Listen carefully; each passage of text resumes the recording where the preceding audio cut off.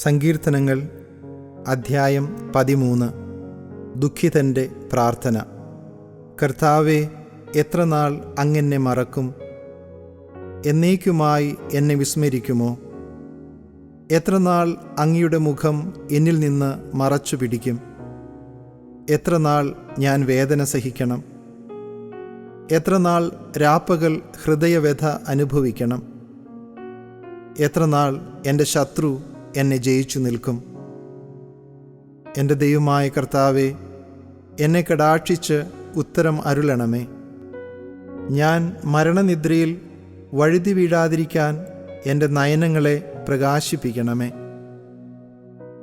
ഞാൻ അവനെ കീഴ്പ്പെടുത്തി എന്ന് എൻ്റെ ശത്രു പറയുവാൻ ഇടയാക്കരുതേ.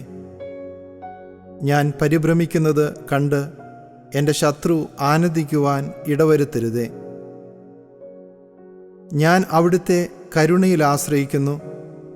എൻ്റെ ഹൃദയം അങ്ങയുടെ രക്ഷയിൽ ആനന്ദം കൊള്ളും.